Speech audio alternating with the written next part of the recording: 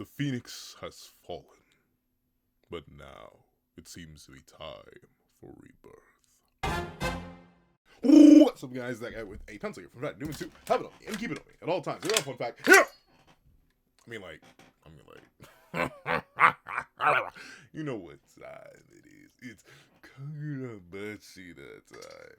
And that means it's peak every week. And I'm excited. I'm very interested to see where this is going to go. Last chapter really ends off with Soga being like, well, time to change the world, or at least the nation. So I'm very interested to see what's going to go down. But why are we... Okay, let me get a little meta with y'all real quick. Sometimes, whenever I open the chapter to immediately start recording, specifically on the first chapter that I record for the day, I'll like read the first page in its entirety as I'm like setting up everything, right? I typically open the chapter up first, I open up OBS, and I get everything set up, and I make sure everything's working. Sometimes I load up OBS and my mic isn't working, and I have a heart attack and I get confused. Sometimes I don't notice the mic isn't working because I keep OBS small on the second screen, but now I don't do that anymore because sometimes I record entire videos and OBS is not taking out the mic, and those videos are gone forever. But in this case, I've already recorded 2 other reviews today, right? I did not read the first Kagurabachi thing because I just opened it up and then immediately hit record. What do you mean 4 days? Like, what happened? What do you mean 4 days? Like, what? Okay. I'm not sure if I should be excited or worried about that, but I do see my glorious, handsome, legendary, juicy king Ro here on the bottom left. So let's see. 4 days later. All right. Down some stairs. Binesar. Binesar? See, I'm not dyslexic. How did that even happen? This Binesar. I mean, I just switched the B and the S. Sign bar Ukako. Let's see. 4 days later. Since then, it's Sumi, Moku, and Ro. Moku's the big guy, Sumi's the woman, and this is Ro. Alright, let's see. Since then. Oh! Up there we go. Chapter 112. Kagurabachi the Future. Alright. Return. Oh, wow. Oh, wow. So the news is spreading quick. Alright. Return of the hero. Sword Saint, Sword Master, after 18 years of silence. Akimoto Soga confirmed not dead. Regime has been false. Declaration of war for... Okay, interesting. So yeah, when he ended last chapter talking to, I think his name is Kosen, and being like, yeah. We would not around here, partner. Not right. We're changing this world from the ground up. He was not lying. He went out and flexed. Yo, look at him aura farming over the crowd. What is he do? Who is he? Okay, I was literally gonna ask, who is he feeling like? He's feeling like the strongest in the verse, and he is the strongest. I mean, typically, I always say, who is he feeling like? Whenever a character starts aura farming, but I mean, he's like if Robot Soga and Sato go down a baby, dog. Like, legit. From the spatial interactions to the sword and cutting stuff. Yeah, I suppose he would be feeling like this. He has no reason not to. Go ahead and aura farm then. Let's see. Oh, interesting. Oh, wait. Ooh, hit 0. Let's see. Since then. Has declared a declaration of war. Alright. Wait, hold on. So yeah, we're getting kind of interesting though. So all these people, not too many people clearly. But to be fair, I'd also be concerned considering what happened. But actually no, because of the whole narrative surrounding them, I get why the sword. I mean, to be fair though, it was true that Yura went and spread out the truth essentially about Soga. But I also understand why this many people, but not too many people, would come and be like, wait, what? He's back? He's here? And he's horror farming? Wait, I gotta go see this myself. While other people, and why there aren't too many people is because people are like, wait, that guy? Like the guy who was revealed to slaughter an entire island? I don't think I want to be in his visual area. Let's see. Will he no longer live in fear of evil? What does roll credits? What does the future hold for... Oh! I feel like this has been the first... Is this... Okay. Call me stupid, and feel free to correct me. Is this the first time that the nation that obviously this takes place in Tokyo? Yeah. Is this the first time this has been mentioned to be Japan? Am I dumb? Like, obviously it's always been the Japanese theme, but like, why does it feel like this is the first time like the nation name of Japan has been name dropped in Kagurabachi? I feel like the nation or the country has always just been referred to as if everybody knew it. But now I feel like this is the first time ever. And watch them be like, it was mentioned in chapter 1, Pencil Man. You're just old and dumb and you forgot. But I don't know. What does the future hold for Japan? Kind of sounds crazy. Let's see. The Sword Master. We couldn't get a read on the situation at Kagurabachi HQ, so we only sent a signal out to Chihiro. We didn't get a response. We couldn't put Iori in danger. Yeah, especially after Sword showed up in front of her. I get that. Interesting. Kagurabachi HQ. Yep. So for now, Toby Moonai. So, but I do wonder, is she contracted to it? It's still in its sheath, but like, did she how did she pick it up? Technically, I mean, it's because I saw people theorizing in last week's comment section the idea that maybe Samura's spirit is now in Toby Moonai, right? And with, the whole reforging theory running rampant, with obviously N10 being maintained and the back end of Cloud Gadget still being around, there's the possibility of, like, Chihiro and even Iori, if she does decide to continue sword fighting and wielding the blade, she could end up, like, interacting with the lingering spirits inside of the sword. Because notably, a big thing about the Enchanted Blades that we kind of don't know, because it's the first time this is happening in universe, and especially considering they aren't very widely understood, what happens when the previous wielder of Enchanted Blade dies and then gets picked up by a new one. Sojo, who we just never really got inside the head of that often, didn't seem to mention anything about Ibuki Misaka, I think is Ibuki? Is it Ibuki? Because I know it's a Natsuki. I think it's Ibuki. Is it Ibuki? Am I stupid? Hold on. We're going to do Natsuki, Kagurabachi, because I know that'll bring me to... What? No, not Natsuki. Not Natsuki Misaka AO3. Let me see. What's his brother's name? Yeah, it is Ibuki. We never got any mention of Ibuki, right? From Sojo's perspective, like, haunting the blade or anything like that. But then again, Ibuki didn't die wielding the blade. Like, that's the big difference, right? He didn't have any, like, final will with Cloud Gouger. He was separated from it, and Cloud Gouger was sealed at the time of his death. So maybe Ibuki isn't in the sword. But Sojo, for example, died wielding Cloud Gouger. Notably, Chihiro, when he was wielding the remains of Cloud Gouger, didn't mention anything about a Sojo ghost, but still, it's entirely possible now that the blade is being reforged or, like, merged. Could be a possibility there. And obviously, still, on different levels, Samura was deeply intertwined with Toby Moonai in a way that Sojo, despite how deeply intertwined he was with Cloud Gouger, he just wasn't on the same level as Samura and Toby Moonai. And obviously, the nature of Samura's death being, like, burning away into ashes could be the case that he literally infused himself with the blade. The blade went to Iori not just because, that was Samura's final command to it, but also because maybe his very spirit is imbued in there. And maybe that's why it went to her. So, we're in an interesting spot, but man, that's still got to be unbelievably rough for Iori, man. Just have to reconnect with your father to lose him and to be able to do nothing about it. What's it?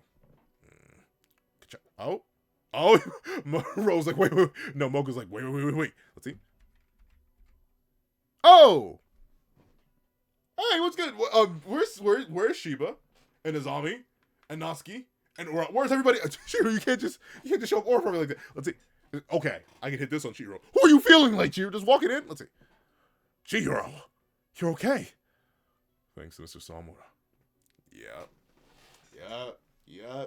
Big Sam, big Mu, big Ra. And like I stand what I said by last review. Even as much as it would have been, as interesting as it would have been to see him have to live with what he did and be forced to raise his daughter, even if she is almost nearly an adult, it is the...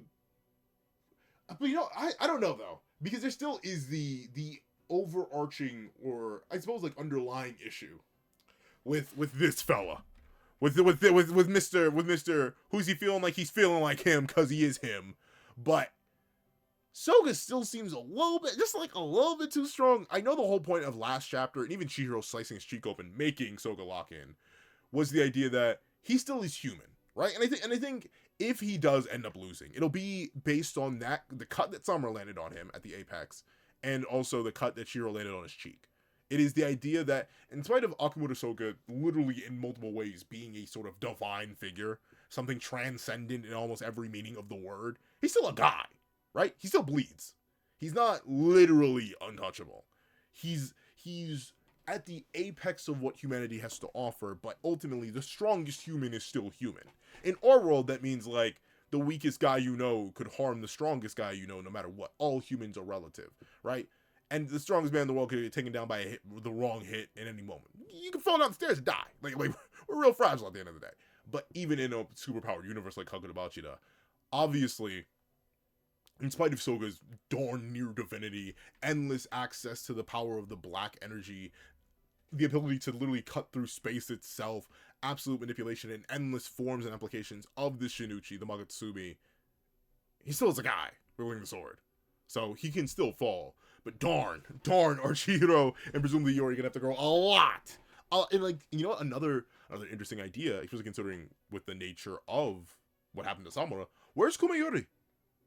Can Hirohiko get it back? Because obviously I don't think Hirohiko's role in the narrative is done. But I don't think they have Kumayori, because Samura was the last person who had hands on it. And, you know, Samura's dead now. So, like, where did he leave it? And is Hirohiko going to get it back? And will they be able to form an alliance with Hirohiko?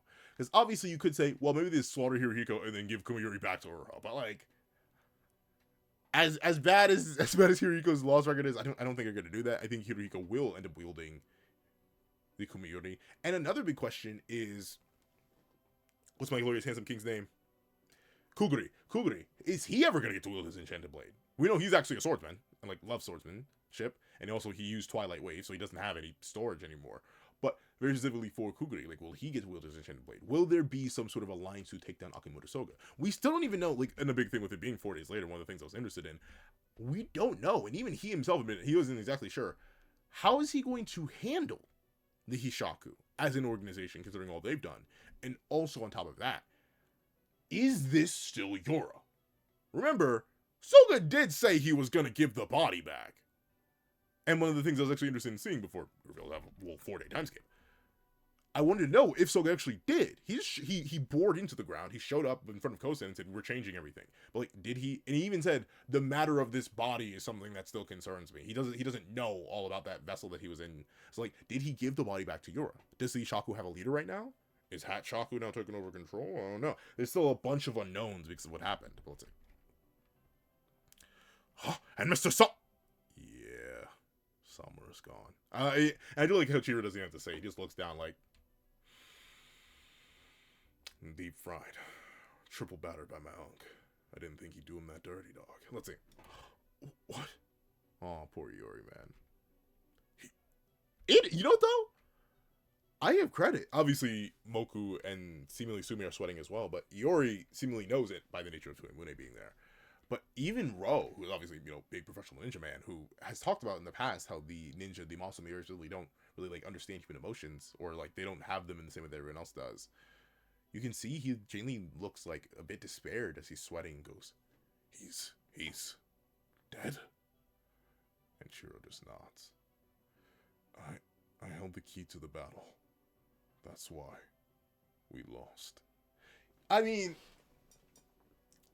yeah. I mean, my main question, and the main thing is, and this is the question I'll ask y'all: do you think they could have killed Yura?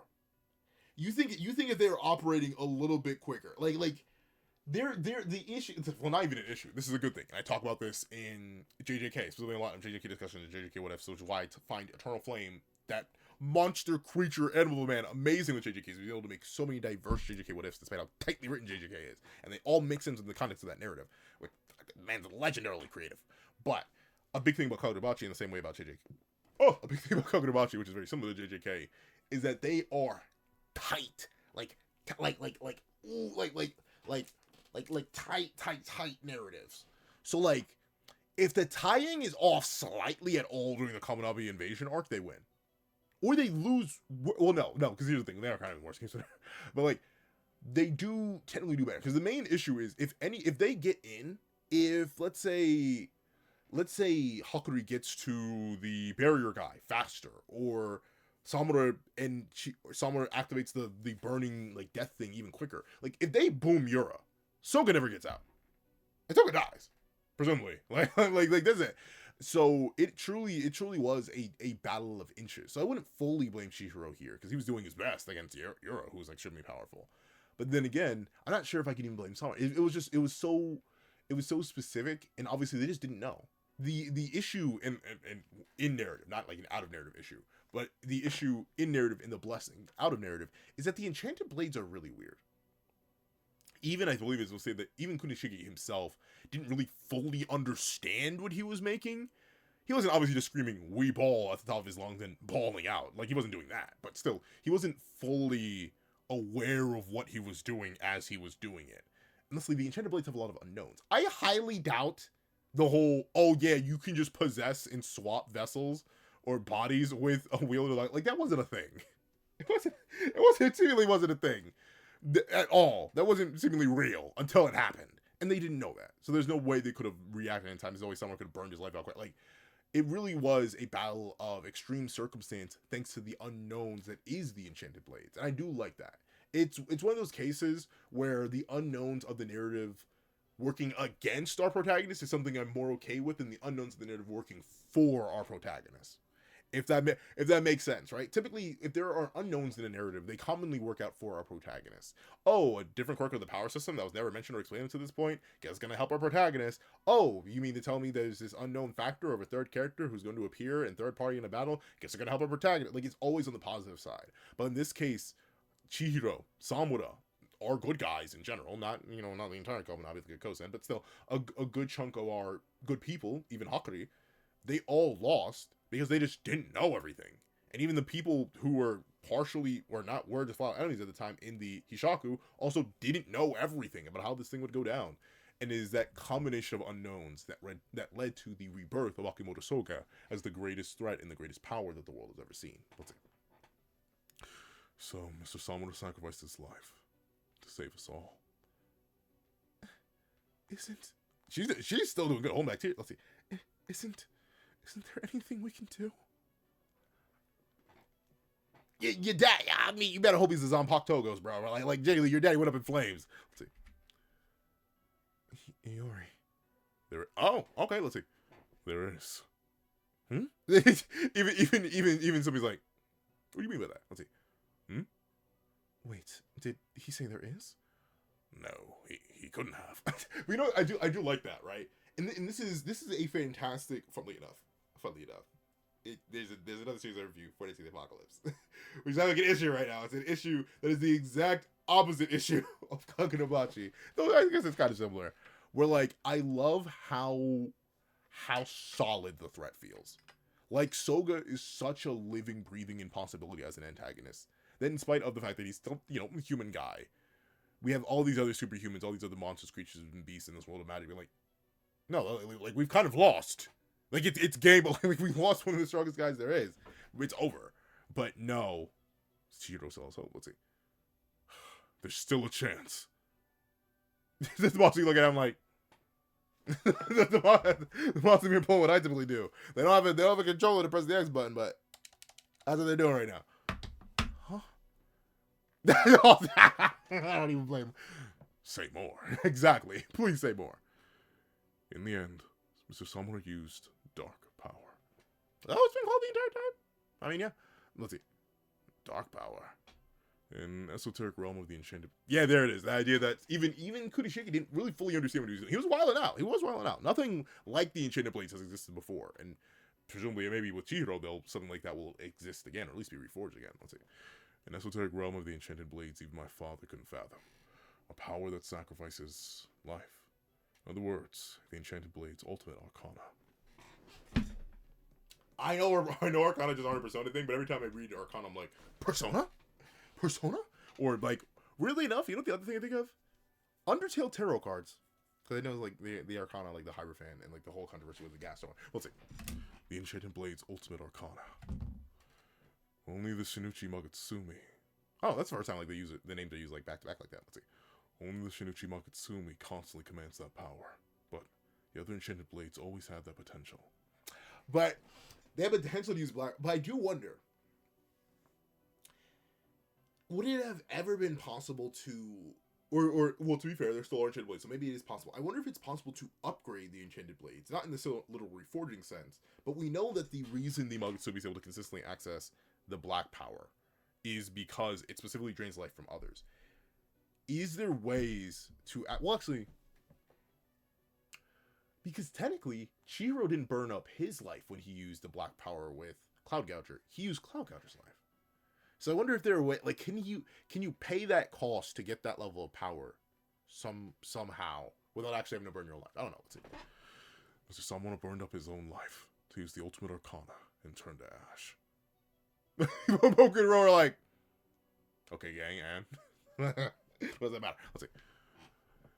And I died once by Tobimune's power. Tobimune's? I died once by Tobimune's power, and I was revived. Huh? If he had simply died, that would have been another matter. But Mr. Samura was turned to ash by Tobimune's power. Okay. So he says that turned to ash by Tobimune's power. Right. So for those who were hoping for the Zanbakuto theory, that actually may genuinely be the case. I mean, that'd be interesting though. Like, obviously it would fit into the whole Phoenix idea, but like, how would Samura res? I mean, like, maybe I don't know. I feel like he probably is just in the blade though. Let's see. Then, by that same power, by using that same dark flame again, then maybe Mr. Samura could. Oh, okay. I thought they were specifically talking about like combating Soga. No, they're just talking about bringing Samura back. I mean, obviously having Samura back would be good, but that's the thing. Everyone else would need to level up to compete, though. I think, would it be feasible? Cloud Gouger's broken, so they need another. Like right now, max. What is the max force that could rally against Soga all at once? It'd be Hyuki, presumably a reforged N10, possibly infused with Cloud Gouger's remain as well, the end of the blade. So that's one right there. Then Hyuki, who has a power equivalent to the Enchanted Blades and Flame Bone. Then it'd probably be a Hirohiko wielding Kumayuri, probably even further evolved from a separation from it. Then either Kuguri or the original Blade Wielder, whichever Enchanted Blade he's carrying. And then the other Blade Wielder, who is not whatever one Kuguri's carrying. And then, is there a sixth one I'm missing? Sixth one I'm missing? Well, no, the Magatsumi would be a sixth one, but technically there are 7 Enchanted Blades. Which blade am I missing? It's Cloud. What? There's one more. It's Kumayuri. And Tobimune, naturally. So that would be 6, right? So technically they could muster 6 Enchanted Blade level fighters, right? Hyuki, Chihiro, Iori if she gets better with Tobimune, or even Samura himself if they manage to revive him. Hirohiko with Kumayuri, Kuguri, and then the original Blade Wielder. They didn't beat him though 18 years ago. I think it'd be really difficult, especially right now. Specifically, the thing that worries me the most about Chihiro ever running into Soga again is the idea that Soga's like, I should have just taken his head off. Like the idea that Soga fully acknowledges Chihiro's threat now is like, I mean, maybe he's gonna emotionally sandbag and sell again, but it seems like he's learned his lesson. Like, yeah, I shouldn't have. I shouldn't have let that boy live. Let's see. Maybe Mr. Samura could. Interesting. I can't be sure. It could just be wishful thinking, but there's grounds to believe that. Well, specifically with you. But the thing is, with Chihiro's revival in particular, well, it wasn't like directly a slash to his heart. It was still, like, Tobimune's power was still actively being used by Samura to restore him. Meanwhile, I'm not sure, like, it would have to be Iori, presumably. Someone would have to wield Tobimune's power to, use Tobimune's power of the Phoenix to revive Samura, so. Someone new would still have to contract with it. And technically, he would have to he couldn't re-contract with it. Say Iori does wield the blade, right? And she does use the power to revive Samura. Then Samura's out of the fight. Because he would then have to slaughter Iori, who's been contracted to Tobimune, to wield Tobimune, right? So, I don't know. Let's see. There's grounds to believe that. Mr. Samura. Okay. And see, this is the big thing I was asking a few weeks ago in the previous chapters before Samura's end. Hey, do you think Samura made the right choice throwing his life away? And technically, even if he did throw his life away, he didn't, at least Chihiro's words. Mr. Samura never gave up on his life with you. He still wants that. Well, that'll be in like a literal sense, like they do actually res him, or he's literally in the sword. Let's see. But it's a life sacrificing power, right? So wouldn't we need sacrifice a life to use it? Okay, so okay, so it's Cloud Gouger. All right. No, I used the dark power once. Question mark? Oh, exclamation point. By the time, the Enchanted Blade sacrificed itself to wield that power, which is very interesting. It listened to him. And in knowing that Cloud Gouger's blade tip is still around, obviously meant to complement N10's hilt that's still around. Also, I think were both I think the blade of N10 fully burned away, and then he had the sword. He has the rest of the Cloud Gouger blade, which was stored. He just burned up the hilt of Cloud Gouger. But that's the thing I wonder. can Cloud Gouger, if it's reforged, or can Enchanted if it's reforged, is there some way they can circumvent having to pay their own life or the wielder's life to access the dark power in the same way that the Magatsumi does? Obviously, the black power is based on life sacrifice, but like, obviously, life force is just another force. It's a source of energy. So I wonder if there's any way ambient energy around them. For like Cloud Gouger could be the energy stored in clouds. For Kumayuri, it could be like electricity stored. Well, to be fair, that could be Cloud Gouger too, but it could be electricity stored in buildings or anything that could be played with. It could be just the stamina of people rather than their life force. Like, is there a way that the black power can be accessed so they can at least compete with the Magatsumi's output? Because if they can't, that's the main issue, right? I don't know. But let's see. Sacrificed itself. What do you mean by that? Let's see. The Enchanted Blades have a sort of conceptual life, I think. Yeah, and this is what I was always talking about in comparing them to the Keyblades. So do Keyblades from Kingdom Hearts. They're alive. A Keyblade can die. They can break. And typically that does end up as in the result of the end of their life. Notably though, and just like the Enchanted Blades, ironically, the Keyblades can break and not necessarily lead to the end of their user's life, but it does seem when a user of a Keyblade dies, the Keyblade itself does become inactive, at least. It shuts down. They can still be summoned or called upon later. Get back up there. Get back up. Don't fight me. Don't fight me. Get back up there. Their power can be called upon later. We see this in Kingdom Hearts 3 with Ephemer's spirit, like calling all the Keyblades that are lingering around, but they become immobile. Same with the Enchanted Blades. They're alive when they're being wielded and can tell who's wielding them or not, but they can't do anything beyond that. They aren't actually living and sapient in the same way that we are. Let's see.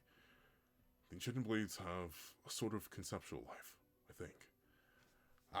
So if we sacrifice the Tomimune itself, we could use that dark power again. But the issue is though, like, would sacrificing Tomimune work? Like, the thing is with Cloud Gouger's death is that it was just like a burst of power to use one of its abilities the final time.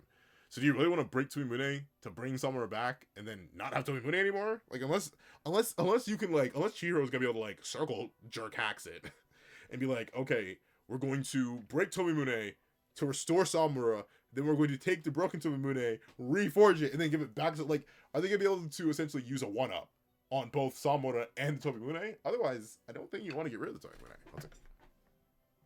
Well, what are we waiting for? Huh? No, it isn't possible right now. Well, you don't actually, I mean, you did it when Cloud Gouger was broken, but who knows, man? Let's see. It has to be at the brink of death. To use Tomimune for dark power, we first have to break it. But, like, once again, the Magatsumi, and then to be fair, the Magatsumi is the exception, the Shinuchi, all that. Like, it's the masterpiece of grace. But, I don't know, I feel like Chihiro's thinking a little bit too small. It could be entirely possible to rip... Yeah, that's hilarious. That's adorable. But it could be entirely possible to pull out that dark power without having to do that. I think Chihiro needs to unironically, he needs to further his understanding of the Enchanted Blades even more. Because as obviously exceptional as the Shinuchi is, I feel like if the Enchanted Blades have the potential to use the dark power at all, there are probably multiple ways to access it. But I may just be huffing copium. Let's see. You first have to break it. Huh? You may want to take the hilt off, Iori. Maybe. Let's see. Oh, that's the thing. She's very good at sword fighting, but not seemingly the most powerful right now. Let me handle this. I know how to break an enchanted blade. I'll need Enten, seemingly. Let's see. But are we really gonna break Tomimune? Why? Well, I mean, not why. Obviously, why to get Samura back, but still, I hope you can reforge it. Let's see. This, right? It fell to the earth with Tomimune. Okay. So I was wondering. Okay. All right. So the end of the Enten did survive. So he has two ends. So is he gonna remake it into a long sword? Because he has the end of Cloud Gouger, and he has the end of Enten, and he has the base of Enten. Okay, interesting. Let's see. Right. The Swordmaster's goal is to destroy evildoers, but it isn't clear how widely that applies. For now, everyone involved in sealing away the enchanted blades and those close to them are in hiding, and you all should lie low. Oh, interesting. So he came to visit them and to update them, but he's not staying with them. Is he taking the two of them? Is she really not? I wonder if Iori's... Because, like, she's clearly holding the Tomimune right now. So, like, how does the contract thing work? Is Iori not contracted to it right now? Is no one contracted to it? I don't know. Let's see. Somewhere left this to me. I'll take this spark and make it bigger. Take the spark and light a fire. I see what you're doing. Oh. Wait, is this meant to be... Who's this meant to be? Is this meant to be Chihiro? I don't know. Let's see. Straight ore farming. Straight ore. Look at he even got the high collar and everything. Let's see. You're cursed. Oh, right. What Tom was talking about. You're cursed too. Curse. What I got from the war was a lesson. I think this is meant to be Chihiro. I think. I'm putting 5 beans on Chihiro, dog. Like, this has to be Chihiro. Because of specifically, you want to know why I'm convinced it's Chihiro? It's because of the lineup, dog. Unironically, that baby got a cleaner line than I do, dog. Look at the hair and then the 2 bangs. The only thing that's weird though is like there's blood all over it. But look at Chihiro's cut right here, right now, seemingly his natural hairline. And look at the babies. That's obviously not Soga's hairline. I like it could be a random baby from the island, but I highly doubt that. Let's see. What I got from the war was a lesson. A lesson in what, though, Soga? A lesson in what? Oh, okay. So, all right. I'm gonna clap it up. Everyone who was like reforging theory. Y'all knew ball. I can't even take any claim for that. I didn't even think about it. I didn't even think because that card was gone. I didn't realize this blade was still around. But there you go. Everyone who had reforging theory, I hope y'all happy because here it is. Clatter. All right. Here it goes. Yep. Yeah. Hey, he always wanted to be a swordsmith. These aren't necessarily the right answer. The enchanted blades as we knew them, right? Yep, he's starting up the fire. Okay. From here on in, I have to see the world through my own eyes. That's that is a beautiful idea, right? The story of Kagurabachi, just as much as it is a story about legacy, it is truly a story about perception. How do you view the world? How does the world view you? How do you react to the world as you view it and it views itself? And what can you do in a world that does have the ability to define you, yet at the same time does not? And now Chihiro needs to strike out. And like Soga goes to change the world according to his perceptions, Chihiro needs to affirm his own perspectives and then actualize the ability to make those feelings manifest, let's say. Or to really manifest his own world. In this case, he's doing that through creation. Yep. And look at this. All the different major antagonists. Though Hyuki's here, interesting. But all the different people Chihiro's encountered that have talked about the purpose of the enchanted blades, how they've affected the world, what they should be done with them. Now that he's reforging or forging the enchanted blade himself, he now needs to think of what his father thought of all those years ago with the context that he has now. Well, it's so loves him in Sojo's voice. Their one purpose is to take lives. That is the Magatsume. There's no way they should be used for the interest of one individual. That is also true. And we see how Yuki uses that with how she uses Flamebone for the government. Let's see. The Shinichi Enchanted Blade, the sublime masterpiece. Indeed, a sublime masterpiece indeed. Your father created this world. To what end? To what end indeed? Man, see, that's so good. I love how every Chihiro, now that he has interacted with the world, he has such a different perspective than what he once was. Chihiro at the start of the narrative, Chihiro now are two completely different characters, bro. That's so good. I do not get how people say Chihiro's a boring protagonist, bro. Like, I'm not gonna ask, did you read the manga? But like, did you? It's so good to see him develop and evolve. I don't think he's done yet. That's the most important thing. I don't think Chihiro's done yet. He's still trying to figure that out, and that's very true to life. Let's see. To what end? I'll kill all evildoers. Oh, wait, is he making... Okay. There it is, though. There it is. Okay, so he has the end of N10. He has the end of Cloud Gouger. Or no, he has the hilt of N10 and end and the hilt and end of N10 and also the back end of Cloud Gouger. So he's reforging. Okay, so are we gonna get a dual wielding Chihiro? Hold on. Don't get my toes, girl. Let's see. What kind of blade should I make? Yeah. What intention should be behind it? Let's see, boy. Let's see. New N10, new Cloud Gouger. Clang, clang. Under the burning sun. I'm serious. I'm not joking about becoming a swordsmith. I want to follow in your footsteps. And now he realized not just how big those footsteps are, but the massive cavernous effects those footsteps had on the entirety of the world as he knows it. His world, the world of Japan, the world of Akimoto Soga, the world of the people of the island, the world of everything. And how much responsibility that was and now he undertakes by continuing to forge the Enchanted Blades. Let's see. And there, perfect. Not I'll reach you. Not I'll follow you. I'll surpass you. Oh?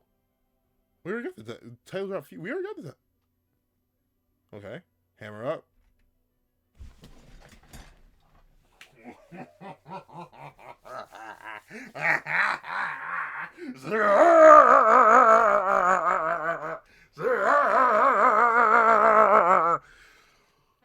Part 1. Oh, we're in for something. Wait, look how a short part 1 though. What? Well, to be fair, Four Nights Part 1 was like only a few more chapters than this, so like it's entirely possible. Four Nights is now like 200 something, so we're still going strong for it. So Part 1 of Kagurabachi end. Okay, so unsurprisingly, a W chapter. I'll admit I was a little bit iffy, worried. I was really rocking a little bit at the start and a tiny bit of fear. I'm not gonna lie to you. I wasn't the biggest fan of doing a 4-day time skip and leaving a bunch of stuff vague. I'll admit, like right here, is this Soga? Or body wise, is this Soga? Is this Yura? That's still up in the air. I'm not sure. I'm really not sure. What is the fate of the Ishaku? I'm not sure. Where is Shiba? Where is Azami? Where is Natsuki? Where is... We know Itsuo Shirikai is the mountains. Where's... Why can I not remember her name? Why can I not remember her name? I love her. What is her name?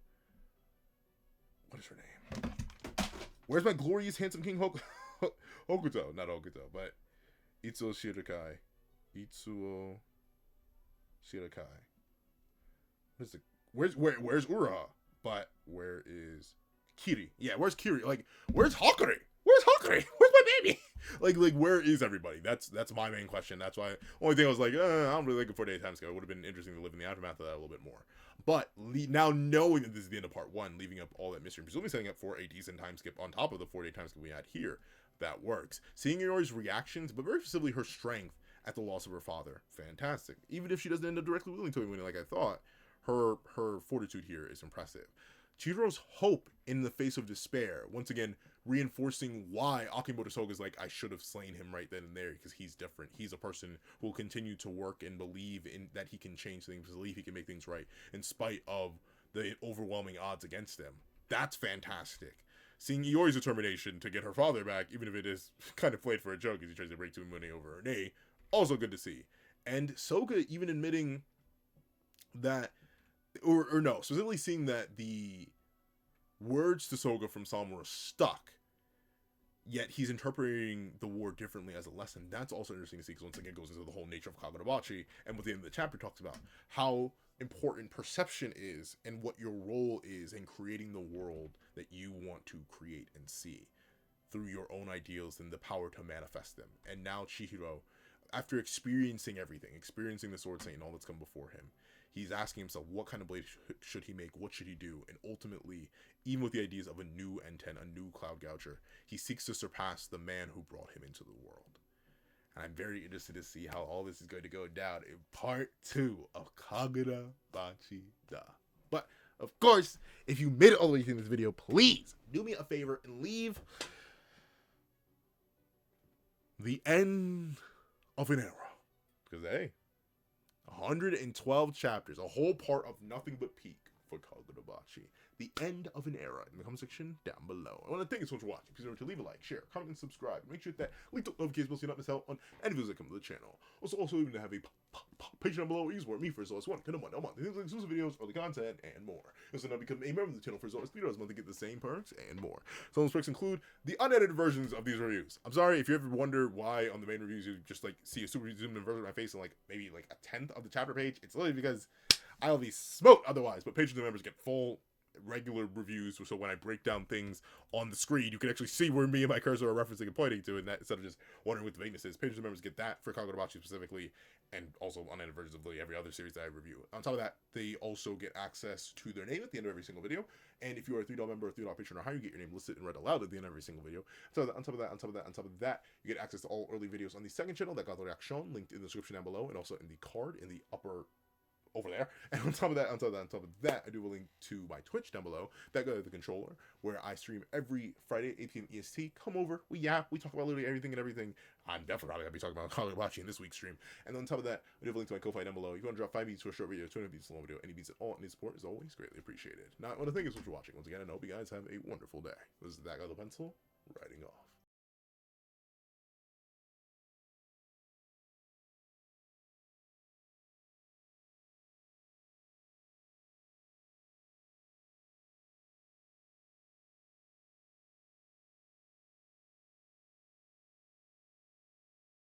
Alright, lady, thank you to our sketch tier members: Eternal Flame, Red Wolf 4765, Astro, Glacier XZ, Zera, J2MA, Guillaume, Buddha Ura, Yuki Ally, Grim, Ollie, The Boy, Corey Watson, Damon Brown, Dino, Hector Gonzalez, Tim Thomas, Kaving, RXN, Logan Guzman, Dead Meme, Keon Stewart, Donovan McIntosh, Hamza Idrisi, BNA DNA, Edwin Ingbignoba, Straw, Athenzi Shear, Antavius Mitchell, Superflame Zero, Weary Exile, Window Life, Alex Kenny, Victor Jacobs, Todd, The Practical One, Landon Clapwick, Heath Nelson, CAET, Funny Dude, Jagoda, Plant Crone, Striker Man, Brandon Payne, Black Sage, Multi-Batman Superman, Ramondo Furen, Zalims, Enzo, Union I Metatron, Sheesh King, Joe Bean, Aswin Harry Presetia, Sleepin' John, JMD KD, The Young Family, Pastel Pandora, Sino King, NMA, Karina Hernandez, Mo City King, DKG, Andrine Bonnet, John Malcolm, Akolare Babatunde, ASD 1234, Jesse Clapp, and CCC. Then I'd like to give a thank you to our line art tier patrons: A+A, Dread Zoen, Karina Hernandez, Kevin Encarnacion, Lil Kodo, Midnight Lord 21, and Sean.